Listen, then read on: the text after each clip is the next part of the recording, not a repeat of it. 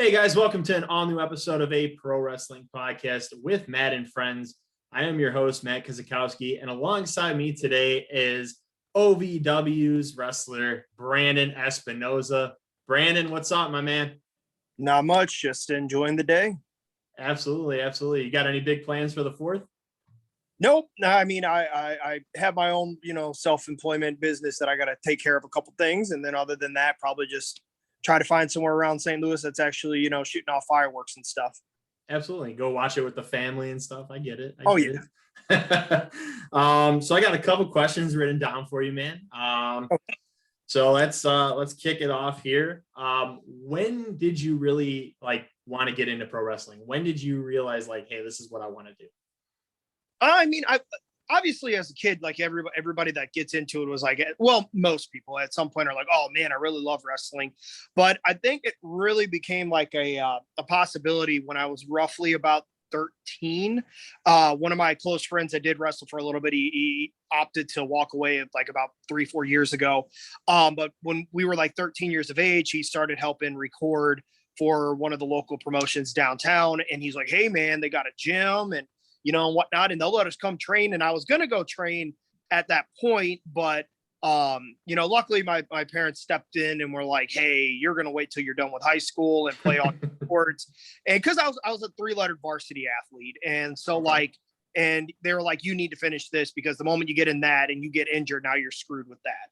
And so I finished out high school and then, kept in contact with that promotion. When I was 16, I'd go down every week or every month and watch their shows. And then finally, when I got like 17 and a half and started talking to the promoter, he made sure once I turned 18, I was good to go ahead and start training at the facility. That's awesome. Yeah, I get that, man, for sure. Parents trying to watch your well-being and make sure you continue with school and stuff. I get it. That's awesome. Did you have any favorites growing up, or were you just like all around, this is awesome kind of thing? I mean, obviously all of us have somebody that we, kind of, gravitate towards whenever you watch it. I mean, it's kind of like, even if you watch a TV show, there's obviously one character you always, are intertwined with more. And for me, when it was, I was a single digit kid, it was, probably more of like Hulk Hogan and Macho Man, obviously. And then, I stepped away like 5 or 6, and I stopped watching it. And then my cousin got me back into it in like preteens and, early teenage years. And he was a huge Rock fan. So by default, I had to be Stone Cold. Which is funny because we never actually ventured over to the WCW side. So I didn't even know of the NWO or anything that was going on over there, but definitely Stone Cold was a huge reason why I got back into it. And then when I got a little older with, in like the middle teenage years where you can start driving and stuff like that, it was definitely like the Hardy Boys, Eddie Guerrero, and, like Chris Jericho. Those are the guys that really helped me gravitate to wanting to keep watching it and then, ultimately actually step foot into the ring. Yeah, no, absolutely. I mean, those are great guys. Eddie Guerrero, one of the all-time greatest. Yeah. When he passed, that was one of the biggest, saddest moments. For sure. I remember I was in grade school at that time, and we had Spanish class, and we got to pick one celebrity, one athlete, whatever, to do a article on. And I picked Eddie Guerrero. And I remember going to WWE's website to write the article, and it said R.I.P. Eddie Guerrero. And I was like, yo, this is crazy. What? Yep. Heartbreaking, man. It was crazy, but one of the all-time best. For sure. Have you ever tried Stone Cold's beer? No, I'm actually straight edge. And so okay. I haven't ventured into that stuff, obviously. But I've heard somebody at one of the events I was on a couple weeks ago had it, and they seem to love it. So, I mean, hey, if they love it, then, obviously he's got his target audience and is doing what he needs to do. Yeah. I mean, it's good stuff. I enjoy it, but I just had an interview with JT Dunn, and I was telling him how I am going to stop drinking too. So 3 days clean, 3 days. And it's actually, talking of Eddie, it was something in his book with his addiction, just take it a day at a time, because you can tell yourself, I'm not saying you're addicted with alcohol or anything, but it's like, first day, yeah, I could do that. Just don't ever go at it like I'm going to do it for a year, because, 365 days, it's really hard to push that, goal. But if you're like, I could do it today, and then the next day I can do it again, and so good. Congrats. It gets easy. Yeah, it gets easy. I appreciate it, man. Obviously now that you've gotten older and stuff, have you ever gone back and watched WCW matches and stuff like that, or you just kind of like leave it behind you? I don't leave it behind. I watched some of the highlights. Like I like last week or on the way home from an event, I was like, man, I really never understood why the NWO Wolfpack happened. So I went and read a bunch of articles online to see exactly why it happened and stuff like that. So I like to go and dab into things and just check it. Cause obviously things that happened back then, you can always find a way to make it work again, nowadays, especially because we're going on almost 20 years that Yeah. NWO, formed and whatnot. So, I mean, I do watch some of the cruiserweight stuff from back in WCW days. I mean, obviously everybody loved the Rey Mysterio, Eddie Guerrero Halloween Havoc match. That match was just phenomenal. Absolutely. Yeah. And I mean, luckily for me, I bought a lot of the DVDs of like Eddie, Ray, the Hardy Boys and stuff like that. So, with Eddie and Ray, they had a lot of their WCW matches on there. And I think I even have the Life and Death of NWO or whatever it was called. So I got to see stuff. So yeah, I love to watch it. I mean, sometimes I don't have a lot of time to watch wrestling because I'm either doing my own self-employment thing or I'm on the road 3 days a week doing this. And so, but when I'm on the road and if somebody else is driving, then yeah, I'll definitely pull up some old matches and, try to get some new stuff. Oh, absolutely. Absolutely. No, and it's cool that you say that because like nowadays people do kind of go back in the past and pull stuff to make something of themselves too. I mean, not completely, obviously. And something I'm going to dive into in a little bit here is emo characters. You had that, which we'll get into in a minute. But yeah, no, man, I've seen that a lot, people taking stuff from the past and now you get stuff recently where people from AEW are saying WWE stole this from us and WWE stole this from AEW. And it's like, yeah, dude, we've seen it years before. It's obviously going to continue to happen. Just enjoy it. It's wrestling, But speaking of emo characters, you had that run with your first run of OVW. Tell us about your time in the beginning of OVW. You started back in 2011, I want to say, right? Yep. So me and one of my first trainees, his name was Ace Hawkins. We actually did a tryout in September of 2010 for OVW. Cornette was doing it. Danny Davis was there, and some of the other guys from the company at the time were there to watch and whatnot. And so we ended up getting called in, or I got called in, and then I, got Ace to come in as well. And so I just happened to have the hairstyle, the little comb over, because everybody, you gotta have some kind of different appearance. You don't want to go in with just a typical military cut or anything like that. Right. And, or at this point, certain things are like just a straight up regular mohawk and long beard or buzz head with long beard. A lot of guys do that. And so I was like, well, screw it. I'll do the emo hair. And so like, that's what I did. And like, I, just made a bunch of different things for wrestling gear and stuff like that would kind of match it. And I think it was a joke with like, I think even Al had said, you're something along the lines, I wonder if your grass is emo, so it cuts itself, kind of thing. And so I ended up putting like a big razor blade on the back of my trunks and stuff like that. So like, it was, it was fun. And it, it's just different. So I had a different appearance than everybody else. Like even right now, like normally I'll straighten my hair and my hairstyle is actually, even though I've got a big ass forehead, excuse me. It's mimicked after Hawkeye, which is, that mohawk that has the taper and whatnot. And so normally I still straighten it because it gets really curly and we'll straighten it and put it up. But right now it's a little long. So I normally I actually comb it again to the left. But yeah, I just, it was a different look. It made me look different. And it wasn't something that everybody else would try to pull off. So I definitely, just kept doing it. And it lasted for, I think up until about 4 years ago, I still had where my bangs were longer than the rest of my hair. I just didn't really do the comb over. Right. And no, I remember, man, the first time I saw you, I'm like, man, this dude, he could pull it off for sure. Thanks. You see it. Did cover my forehead too. There you go. Yeah, no, man. And I've seen it numerous times, years through, stuff like that. People still doing it to this day, the emo look are trying to. You pulled it off very well. Thank you. So it was very cool to see. But I mean, OVW, obviously, were you there from 2011 till now? Or was there a break in between there?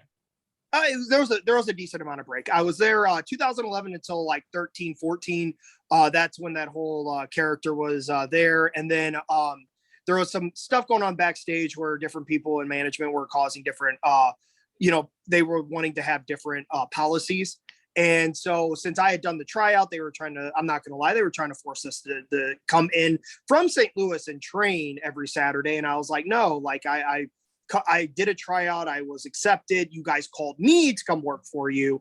I'm not going to come all the way here to train when I'm training in St. Louis under a different guy. And I'm like, so I just can't do that. So, we parted ways, and I was always told, if there's one-offs, definitely give us a call if you want to try to come in. And sure enough, once Al purchased the company, he gave me a call and asked if I wanted to come back in. And I was like, I just got to kind of, work the dates out, because unfortunately their days are in the middle of the week. Yeah. And at that time I was employed with Enterprise. I was obviously there, or honestly, I was there for about 10 years, but I was employed there, and they had worked my schedule. So I was off on Wednesday and Saturday, but once I stopped going there, I asked them to move it. So I was off on Friday and Saturday. So I couldn't get them to keep changing my schedule. But I was able to at least swap out with a friend here and there once a month and come in, at least once a month. And then now with last year with COVID happening, and unfortunately they furloughed and got rid of all of us, or not all of us, they got rid of about 75% of us. I was able to, obviously have an open schedule. I just didn't want to come back because unfortunately, losing the weight losing my job caused me to, slightly go into slight depression. And so I ended up gaining a lot of weight. So I was like, hey, I really want to lose weight before I come back. So I set a date for October, and I was like, hey, second week of October, I want to have my first debut or my return back at World League Wrestling, and then I'll come back to you guys after that. And since then, I've been there pretty much every week, or at least in contact every week to be there, except for 1 month when I did get COVID and I had to, I wanted to be safe and take off for that, for everybody's safety and, health reasons. But ever since then, I've been back. So yeah. So yeah. Hey man, as long as you're healthy now, that's a big plus for sure. Yeah. Is the atmosphere backstage about the same, or is it different with all the new talent in OVW? So the current roster, and it's not to crap on anybody back then. Maybe it was also because I was a lot younger. I'm 33 going on 34 in about 2 weeks now. And like when I was there at first, I was only 23, 24. And, it's wrestling's a real weird atmosphere. And, you always feel like you're on your tippy toes, you're on the edge of your seat, and you got to be careful on what you walk on, and, thin ice and everything. But nowadays I don't have that same feeling.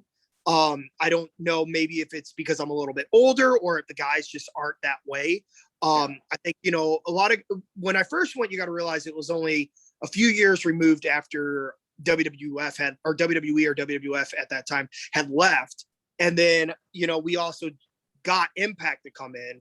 And so I think a lot of guys were kind of uptight about everything. And also because of the fact that I wasn't a guy training there, but I was on the TV show.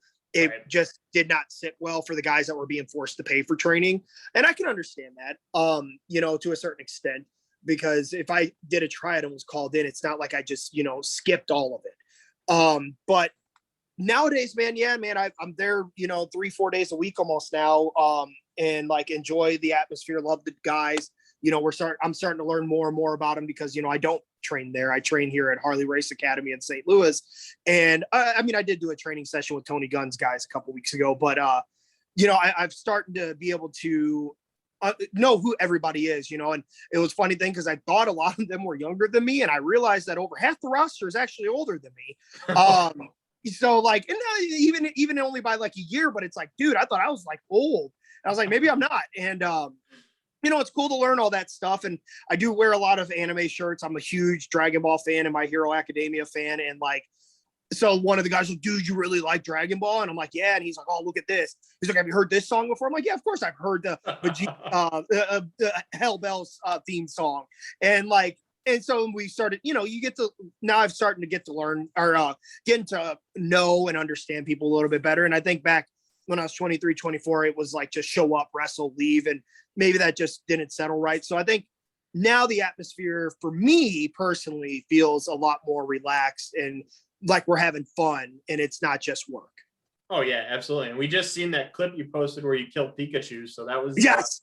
Gave Pikachu a backbreaker, which was awesome. Oh, and that was, I enjoyed that. That was hilarious. How did the Tate twins feel about that one? Oh, they I don't think they saw it when it happened, but they're always bugging me because I have Pokemon Snap and I never play it. And like I finally played it last week after I broke Pikachu's back. And so like I just had to tag them in it, and now they thought it was hilarious, and so we laughed about it even this past week when I finally met up with them again on Thursday. But yeah, I had to tag them in it just because they're huge Pokemon fans. I don't know if you ever noticed their page, but they're always doing card openings and stuff like that. So yes, they thought after they saw it, they thought it was hilarious. Oh, dude, I seen it. I'm like, damn, he killed Pikachu. What the hell? Well, what I didn't post is Pikachu came back into the match. It got thrown to me, and I was like, "What the hell?"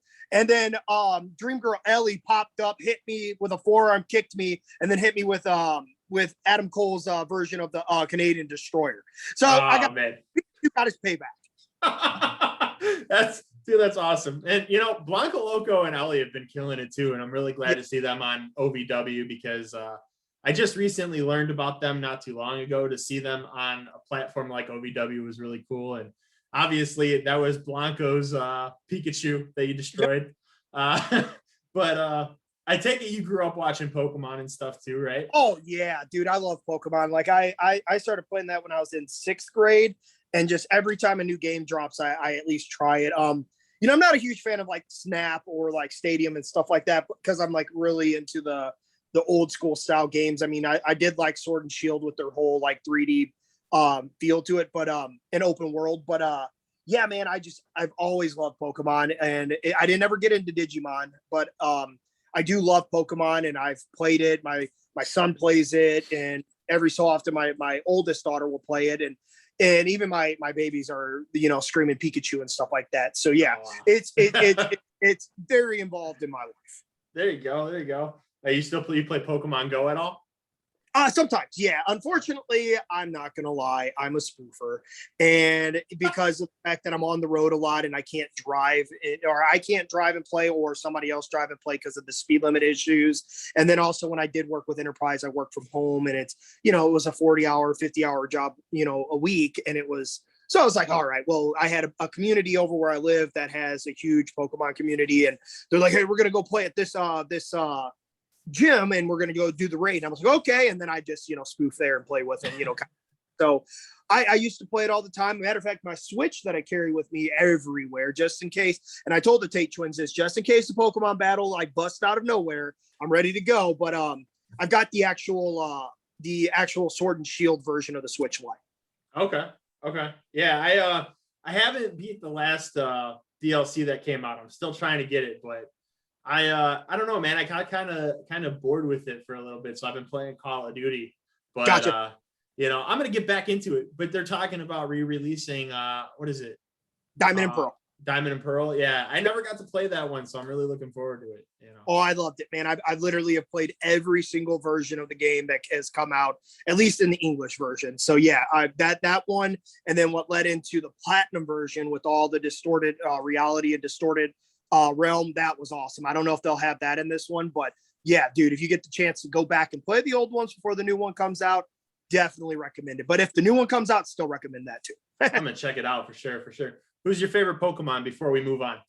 Favorite Pokemon. So it's like almost every generation it changes. Because I do like a lot of times the starters, like and Cineroar was awesome just because obviously he's a Pokemon that's a wrestler as well. Yeah. Paul Lucha, obviously too, but I've always jumped back to Charizard at all times. Charizard. I was a Blaziken guy. I like Blaziken. I don't know what it was, man. He was just so badass. Yeah. But I know we've talked about our mutual love for Green Lantern. Yes. So that's a big plus. Who's your favorite Marvel character? Well, it's funny you say Green Lantern because Rex from Box Office Blondes, he saw my wallet the other day and it's the Black Lantern logo. So he's like, oh, really? But favorite Marvel character. I mean, I've always been a fan of Wolverine. I mean, I'm not going to lie. That's my son's name is Logan. So like, I've always been a fan of Wolverine. But I'm trying to think like if I ever really got into anybody. I'm more of a DC guy. I love the Marvel movies, but DC is like my go-to with everything. I'm trying to think who. I mean, there was one arc of Iron Man that I really enjoyed. It was Superior Iron Man. It was like an 8 to 10 issue arc where he basically is almost like narcissistic and just, I mean, even more so than he normally is. And he wants to like infect the world with like an app that makes you like perfect. And then ending up Daredevil comes in and he ends up injecting Daredevil with the app as well, because it's from your phone, but it somehow injects into you as well. And Daredevil was able to see for a few days and stuff like that. So but yeah, that arc, because he was just such an a-hole, but it was like trying to be in a good way, and it was a really good arc. Oh yeah, absolutely. I didn't get to read all the comics and stuff growing up, unfortunately. I wish I did. I for some reason I can't stay focused. I have bad ADD, so reading is like, oh man. I've watched the cartoons, I've watched the movies, stuff like that growing up. That's why Gambit is one of my favorites from X-Men, because just so badass, man, just so cool. But yeah, no, man, I know we talked about Green Lantern movie not being as bad as people said it was. Oh, I enjoy it, man. I mean, Parallax, sucked a little bit just because Parallax is supposed to be the fear entity, but I mean, I still really liked it, and I still don't understand the full hate on it, but I definitely enjoy it. Oh, absolutely. But let's take a dive back into wrestling really quick here. Okay. A big thing that I actually really liked about your career was when you feuded and teamed with Paradise. Yes. Mascara Mafia. It was very fun to watch. Let's talk about that a little bit. Were you guys ever supposed to win the tag titles? Was something supposed to be bigger with it? Because it just kind of faded out. I don't know, honestly, because I didn't try to I got the storyline I wanted with it, and so I didn't want to push anymore. And Paradise was more of the backstage leader in the group per se. And so like, I mean, I heard rumors we were, and then we weren't, and then like, Paradise ended up doing what was it called, the elaborate entrance of Chad Deity, and so that took them out for like 6 months, and kind of put a stoppage on what we were doing. But we kept playing with the character more for myself. Like I think I feuded with Jason Wayne for a little bit with the Coalition, and question that whole don't tell, or what is it, the don't speak, don't tell policy of the military and stuff like that. So we got to play along with it. I still had my manager buddy Chris at the time. So it just, I think it was just because of the circumstances and the time, and then obviously shortly after that the new policy started coming in, so I just couldn't be around because of their way that they wanted things. But I had a lot of fun with it, man. I mean, it was a storyline, like I said, that Al bit into and liked, and we decided to go with it, and I had a lot of fun doing it. Oh, absolutely. And Paradise, another person that could pull off a gimmick that was spread around everywhere else. Paradise pulled that one off too, and very unique. I mean, so how was it for you from going from emo character to in that flamboyant kind of character? Well, see, the funny thing is that obviously 2011 was a little bit different of a climate than it is nowadays. So when I was out wrestling, like I had pitched the idea because I was like, well, the fans believe I'm that way anyways. Yeah. So why do it? And they're like, no, they don't. And sure enough, as I walked out, the fans were like, you're gay. And I'm like, went back to the back and I'm like, told you. I was like, well, let's do this. And so like, it wasn't all that different. I mean, I once the character came out and whatnot, I did some more studying of the other wrestlers that have either played that, or either they played the role or they were that and they just upped it more in the ring. Then I just studied their stuff and started finding different ways that I could add more stuff to it and keep going and keep going and keep going. And and like I would say, just keep pushing it until I tell you it's too much, and then push a little more, and there's where you're at.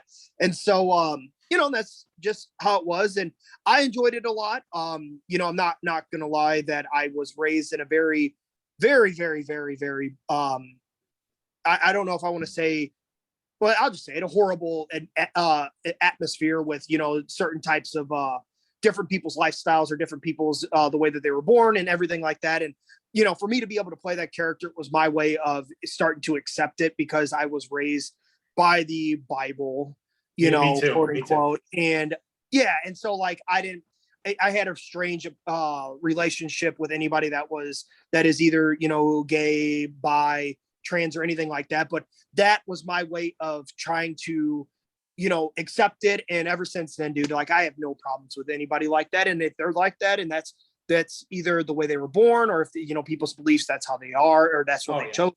I don't think it's that way. I do believe you were born that way. And like, I am perfectly fine with it, and that was my way of really getting over that personal hurdle that I had from being raised that way. And I am glad that I was able to go into that character for a little bit and to understand and experience some of the setbacks, that those people have to deal with. Granted, mine was only for entertainment purposes and not real life, but it definitely opened my eyes a lot more. And now I feel like I have a better relationship with anybody of that community. Oh yeah, no, absolutely. And I understand that completely because I grew up in that kind of household too, Bible and stuff like that. And me personally, I always, like I said, I believed in the fact that love is love. You love who you love. As long as you respect who I am, I respect who you are. That's it. Exactly. That's exactly what I like. My brother, he came back from college, and that's what I told him too, because he was running into that issue, even, going back home. And I'm like, dude, if any of your friends is that's the way that they were born, then dude, just love them for who they are. Let them love who they love. Don't judge them. You don't have the right to. You love who you love for what you love, and that may be wrong to somebody else too. So, you don't have the right to judge. Just let it go. These people are people, and love them for who they are, not the lifestyle that they have that, we have been taught was a choice, and it's not. And not. Ever since then, now my brother is a big advocate with that kind of stuff too, and and everything. And he's, and even some of my other siblings have opened up more with it. And I've got some friends that are, that are of that community as well. And it just really, it's easier for me now, and I'm glad to have those people in my life. Well, it's crazy now because like nowadays, people that used to make fun and call names and stuff are the ones that are like, oh, don't say that. They're the ones that are most like it. I got called gay my entire life growing up in high school and stuff because I was overly sensitive all the time, and I was a virgin, but I was a virgin by choice, Yeah. So people were like, oh, you haven't slept with a girl yet? You must be gay. And I'm like, that doesn't make you gay. Like, it's a choice. It's a choice. I chose not to be with somebody intimate wise until I was ready. And those people now are like, oh, you can't call that person gay. Oh, okay. Like, you did it to me 10 years ago. Right. So, and it's very sad, but you know what? I grew up being different, where I realized calling people names like that, very offensive regardless. People are who they are, and respect who people are, Yeah, unless you can do. Really horrible, then why judge them in that way? Who cares? Oh, absolutely. So well, I'm glad you've gotten over that hurdle too. Oh, absolutely. It doesn't bother me anymore, and I'm who I am. I'm happy with me, and same for you, man. Same for you. Now doing the emo character, obviously, were you a big fan of pop punk music and stuff like that? Or were you? Yeah. Like, dude, I have every single CD of Punk Goes Pop, just because I like to change up on that. And I'm a huge fan of like a lot of the typical things like My Chemical Romance, Evanescence, and stuff like that. And then I had some other bands that people would open my eyes to. And yeah, man, I like those. I've always been a huge music fan in my life anyways. I was actually studying to be a music teacher. And it just, fortunately, I was, wrestling at the same time. And my band director just so happened to also be my course advisor. And he was a complete a-hole and told me he didn't respect my wrestling at all. And I gave him the birds and never came back. So, I legit flipped him off, told him, fuck you. You don't have the right to judge me that way. If I'm doing my classwork and I'm getting A's and B's, don't worry about it. So, but yeah, so I've always loved music, and the hair, like I said, man, the hairstyle was not necessarily just a choice because that's how my lifestyle was. It was just, an appearance and whatnot. But I love all types of music except for not a huge fan of like underground rap or gospel or country. So yeah. Man. I like some country. I'll do some country, but what is your views on modern day pop punk? Completely different, right? I mean, yeah, it's different. I mean, obviously punk back in the day was more about, life lessons and kind of things like that. And now it's kind of mixed with the typical, pop culture that's out there. So, I mean, if there's something good that sounds good, it has a good tune and it has a good melody and everything, then yeah, man, I'll listen to it. What's your opinion on Brendon Urie being one of the best vocalists of all time?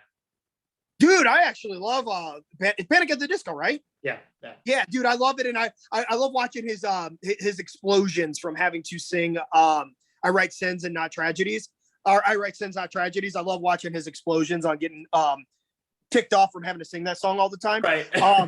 But he did Victorious was a great song. I think even his rendition of Into the Unknown was phenomenal, off of Frozen 2. Yeah, that's how I'm a dad. But yeah, man, I think the dude's got some great vocal range. And I mean, and a lot of people I don't think a lot of people respect even like Jared Leto. Jared Leto's got a great vocal range as well. But yeah, man, Brendon Urie is phenomenal artist. Yeah, no, absolutely. His rendition of Bohemian Rhapsody just kills. Yes. I listened to that the other day. Great stuff. Yes. Fantastic. What are your thoughts on Jared Leto as the Joker?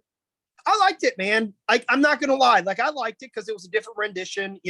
He was playing Joker like he's supposed to be, which is a gangster, whatever you want to say. And I thought, the tattoos was different, and it was a different version of the character. And then obviously in the comics, we find out that there's, technically 3 Jokers, I think. 3 Jokers, but in the reality of it is that the Joker isn't just always one person. It's a mentality, it's a lifestyle, and it's a it's a movement, and so the way that Jared played it, I thought it was great. And even his little cameo at the end of the Snyder Cut was awesome too. I thought he played really good in that as well. I haven't watched that one yet, but I have to. Phenomenal. I loved it. I watched a lot of people talking crap about him, saying Jared Leto sucks, and I'm like, it's different, man. You just gotta let him do his thing. Nobody's gonna compare to Heath Ledger as the Joker, obviously. And even when Heath Ledger did it, people were like, "Oh, he's nothing compared to Jack Nicholson." But the other thing with Leto that we didn't really get to see is that they actually taped, from what I understand, like 1.5 to 2 hours worth of material with him, and then they only put 10 minutes in. Right. So like we didn't even get to see the full, spectrum of his acting as the Joker. We just saw those 10 minutes where he's obsessed with Harley Quinn and trying to keep her. That's all we saw. Right. It's crazy, but rumor is he's supposed to be back as the Joker again. So that'd be awesome. Hopefully we get an opportunity to see what he really is like. So yeah. Now wrestling during the pandemic, how was that for you? Well, I didn't. So I stopped wrestling. My last match was actually, I think, if I'm correct, was against Mike Seidel for World League, like back in March. And so, I was like, I want to wrestle, and then I was like, places are starting to cancel, and I was like, you know what, I'm just not going to worry about it. And then, obviously, a couple weeks later, I got furloughed from my job, ultimately, fired and or laid off. I mean, I don't think it's necessarily considered being called fired, or it was a layoff. And so. I didn't know if I'd come back, to be honest, because I got up to like 265 pounds. And so I was like, I don't think I'm going to come back. And then, I realized that my 2-year-old now really liked wrestling and whatnot. And even my son was getting to the point of asking, like, when are you going to go back? And so I was like, all right, I'm going to just start getting in shape. And, the training facility opened back up at World League in July. And so I was like, all right, I'm going to at least go train, at least it'll give me a workout. If I don't want to wrestle, I don't need to wrestle, but at least I could train, And so finally I started cutting more weight and got into better shape. I was like, you know what, let's go ahead and try this again. And so I just finished my 86th wrestling match or event on Thursday since October. Okay. So, and that's also including the fact that I had to take a month off because of health reasons with COVID. So once I decided to come back, it's not been any different. I mean, I'm wrestling now 3 to 4 days a week. And even when I started back up in October, it was twice a week, so I didn't have any repercussions as, booking wise. Now, obviously monetary, reasons, there was, a lot different, but I'm not losing anything and I'm not coming out of pocket on anything. So I'm not here to complain. My self-employment that I have now, I'm taking care of myself pretty well. And so, wrestling, as long as I ain't losing and I'm making a little bit, I'm good. Yeah, no, for sure, man. And it's been rough not watching a lot, like just seeing WWE and AEW, like not seeing independents doing as much anymore with the pandemic and stuff. A lot of you guys got impacted by that for sure. Did you ever have a goal of going into WWE, Impact, AEW, or are you just like indies is what I want to do? I mean, everybody has that dream, and if they say they don't have that dream, they're idiotic. They're just lying to you. They're blowing smoke up into your butt, just because they want to make you believe they've always wanted to be an indie guy. No. None of us just watch indies and go, I want to be a wrestler. No, we've all seen on TV of some sort, whether it was WWE, WWF, WCW, ECW, whether it was, Ring of Honor, in certain areas, if it was maybe even nowadays AEW, you know what I mean? Or Impact or TNA. But, I mean, I've worked for WWE. I'm not on like a full-time basis, but I have a relatively decent relationship with them that I can go, hey, you need an extra, I can come in. And they're like, all right, come in, so like I've been backstage. I've, as a lot of guys joke, I've had my cup of coffee there, even though I hate coffee. And so, I've worked there. I got to work for Impact, back in April, a couple years ago. Was supposed to help out being an extra a couple months ago, but unfortunately, was feeling a little under the weather and didn't want to come and expose anybody to anything. And, I've worked for Ring of Honor a handful of times, and stuff. So like, I mean, I've worked for a lot of the main top promotions in the world, at least in the United States. I don't have a passport yet, which I'm an idiot for that. But, so yeah, man, I mean, I've worked for all of them. And like, ultimately my goal is to be signed to one of them. I mean, currently, obviously I'm signed with a promotion and whatnot. So I signed a contract, but they're even open with it that, hey, if, AEW, WWE, Ring of Honor, etc., come knocking at your door, like we'll let you go so you can go do that. Don't worry about it. It's in it's actually in one of the clauses on it. So, but yeah, man, I mean, I would love to, find a full-time gig there, whatnot, but obviously be prepared that, I need my backup. So, if I get there, great. If not, I mean, I really do love my place right now at OVW and the fact that I, have a platform that literally anybody can watch me live at whenever it's going on, as long as they download Fight TV app, or if you're lucky enough to be in, one of the, I think about 100 syndication areas that we're currently live in. For sure. I would love to see you in like NXT or even AEW Dark just to do some stuff there. I mean, everybody's making a name for themselves on Dark. I think it's a cool platform. You get to see all these indie guys and stuff like that get to do something different, which is cool. So I would love to see you get that opportunity. I think you deserve it, man. You bust your ass, and I think you're an incredible wrestler for sure. Couple last questions here for sure. Now, I know a lot of people collect stuff or have a cool hobby or stuff like that. Is there anything specifically you collect or you have that you like to do as a hobby? Two things. Two. So one is I have collected every part of Heroes of the Grid, which is the Power Rangers tabletop game. Okay. As a matter of fact, I just finished paying my pledge for this most recent Kickstarter for their next 4 expansions. So I have that. I was painting them for a while, but it just, unfortunately I started getting a little busy with wrestling and everything I was doing. So I couldn't continue painting them for now. And then also I do collect comics. Like every week I spend like $30 to $50 on comics alone. Wow. Unfortunately I didn't read a lot of them, but I do collect them and have them, if I ever decide to dab into a storyline, at least I have, all of them. That's awesome. I don't collect all comics, but I have like literally DC. I have pretty much all, but maybe I collect over half of the current titles that are running. That's awesome. Did you ever get any of CM Punk's comics? I did not with it when he was running, when he had his run with Marvel. No. And that's most likely why, because it was Marvel and I'm not a huge Marvel fan. I do have like Berserker and I do have like Power Rangers that I have on my, my pull list, but it's always been DC galore, and that's basically all I've ever stuck with. Who's your favorite Power Ranger? Tommy Oliver, man. That's everybody.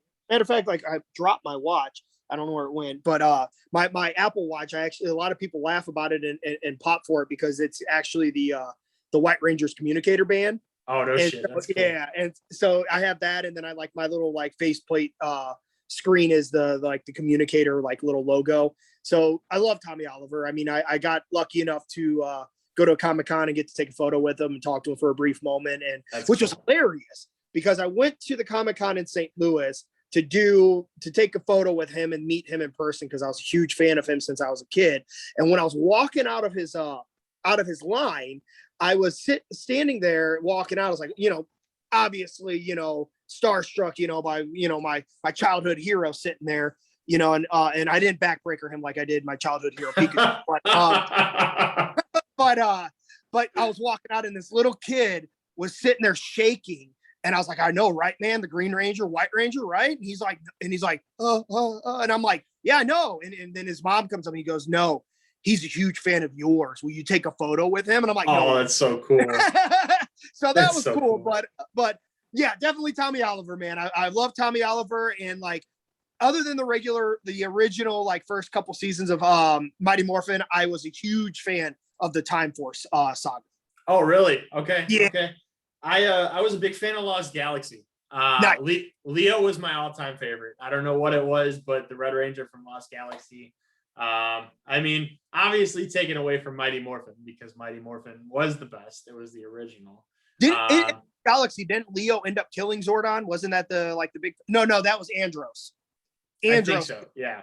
Yeah, and that was not Lost Galaxy. That was Power Rangers. Space. Yeah, because the In Space wasn't that the end of the Mighty Morphin Power Ranger like timeline, and then Lost Galaxy was the first one to like start its own little like side storylines and stuff like that. I think so because Power Rangers Mighty Morphin went into Zeo, and then Zeo went straight into Turbo. So yeah. I think because Tommy was still involved with Turbo, and then TJ took over for Tommy. I think it was. Into In Space as the Blue Ranger, right? Yeah. So I think you're absolutely right. But yeah, no, man, I stopped watching it probably after, I want to say Wild Force might have been my last one. See, I stopped with Mighty Morphin, and then my brother got into it, and so we started watching like I think it was Lightspeed, and then Time Force, and like we watched it for like probably about 4 or 5 seasons or different adaptations, and then finally he grew out of it, and I was like, oh, okay. Okay. I watched it from because I was born in 91, so I watched it from the time I could remember. Like I remember my mom always makes fun of me because Power Rangers had these rings that it was just their helmets on the rings. And nice. We went to a park for fireworks for 4th of July one year, and I lost Zach. I lost the Black Ranger ring. And I remember my mom always throws this in my face. She's like, you were crying hysterically about it? Like, I'm like, well, yeah, obviously it was Power Rangers. And she's like, your dad went searching for it and he finally found it after a couple hours. And I'm like, well, that was cool. Like, I'm glad he found it, And dude, I was obsessed, man. I watched it until probably about 7th grade, where I was probably 13. So probably about 2004. So 13 years into Power Rangers, man. Like, and I remember I tried watching it again a couple of years ago when they had Power Rangers Samurai, I think it was, just to see how different it was. And I watched a couple episodes and I'm like, man, this changed so much. Yeah. I'm like, it's insane. But, just to watch all the old stuff, like I've watched it on Netflix and stuff. I don't know if you ever rewatched it, but it's so different, man. So crazy to watch it now when you're an adult, like, and be like, man, I missed so much as a child. But yeah, no, man, I love Power Rangers, Pokemon. Did you ever play Yu-Gi-Oh? Yes, a little bit. I played it a little bit. I got really into the show until they got into that big tournament where they had the big like the wrist blade like deck thing or whatever you wanted to call it. That was like the end of it when I watched it. I was really into the first season and then the little side season of the Dice Masters, and then after that it was that big city tournament is kind of where I lost it. Yeah, I used to watch all of them, man. I Pokemon, Yu-Gi-Oh, Digimon, like Digimon kind of faded out after that movie. Like the movie I thought was really cool. I don't know if you ever watched Digimon. I watched the movie and I liked it and wanted to get into Digimon, and then Pokemon came back on and I was like, oh, okay. Pokemon's changed so much for me, man. It's just it's hard to keep up with all the new stuff, but a lot of my friends now that grew up with Pokemon are like, dude, did you check the new cards out? They're so cool. And I'm like, oh yeah, I got to get into it again, and my brother just recently into it every week. Oh, yeah, for sure. Dude, I see their stuff all the time and I'm like, if I ever see cards, man, I'll pick them up and I'll let you know about them. And they're like, hell yeah, Yeah. All these stores, dude, like my brother was telling me, he's like, these stores are pulling them off the shelves because people are fighting each other for them. Like it's nuts. It's nuts how big Pokemon's coming back. But Brandon, one final question I'm going to throw your way. What can we my mic pulled out there. What can we expect from Brandon Espinoza for the rest of 2021? 2021, I mean, I'm going to be at OVW. I mean, I am no lie, currently signed with them. So, like, obviously, I will be with them and keep doing what they asked me to do, and hopefully, keep building on the current character that I have there, or if not the character, at least the team that we just started this week. And because we've had a couple tag matches, and we're like, let's try to do this, and so hopefully I get to build on that. And when World League starts to open up back more, and as long as they're not running against OVW, then I will be at World League as well. And then just filling up my dates, anywhere else that, OVW and World League don't fill. And, and if not, I'll enjoy my time off, and take care of my own, self-employment situation and, spend time with family and whatnot. So, yeah, man, just keep following me on Twitter. I post on there as much as I can. Facebook and Instagram, I typically put the flyers up or whatever, show I'm on. So, that's most likely all I'm going to be doing is wrestling and doing my own thing. Well, what's your handles at your social medias? If you want to throw out there for the fans. Facebook.com/the Brendon Espinoza. Twitter is at @the_B_Espinoza. And then Instagram, I think, is also Instagram.com/the Brendon Espinoza, or it might be the, I'm not sure. It was Facebook was the Brendon Espinoza, but I'm pretty sure I was able to change it to the Brendon Espinoza. Do I have anything else? No. Twitter, yep. Facebook. Oh, YouTube is youtube.com/the Brendon Espinoza. So yeah, those are all my different handles. You can find me on. I do have a Pro Wrestling Tees website, so you can go on there and check out different shirts. I got a couple of them. I'm hoping to get a new pop one made because the old one has the trunks, and I wear 3/4 tights and have more of that punk look with it. So not CM Punk, but punk rock. So a lot of guys on the indies have those punk kick pads and tights and think that they're trying to slip one over on us. We know what for sure. Yeah. So but I do have a Pro Wrestling Tees web store. So if you want to buy shirts or anything, you can go on there. But if you have any questions, you can always message me on Facebook, and I'm 99% of the time going to be able to answer. Absolutely, man. Absolutely.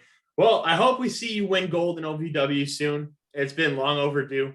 I can't wait for that. Maybe you and Tom Coffey go for the tag titles. I think that'd be awesome. Cool. I mean, we almost beat the Tate Twins Thursday. I seen that. Yeah. I was on Cage Match and I seen the listings and stuff, and I'm like, damn, they fought the Tate Twins just recently. I got to watch that match now. Yep, definitely. And I think it was a good first official showing of me and him. Oh yeah, for sure. And I've seen a couple of his matches too, and he's gonna be big for sure. Yes. I guarantee it. But great guy. Brandon, it's been fun, man. I really appreciate you coming on the show. We hope you win something soon here, man. Some gold. That'd be nice. Thank you. But I really appreciate your time. Guys, until next time. This has been fun, guys. Thank you so much. Thank you, guys.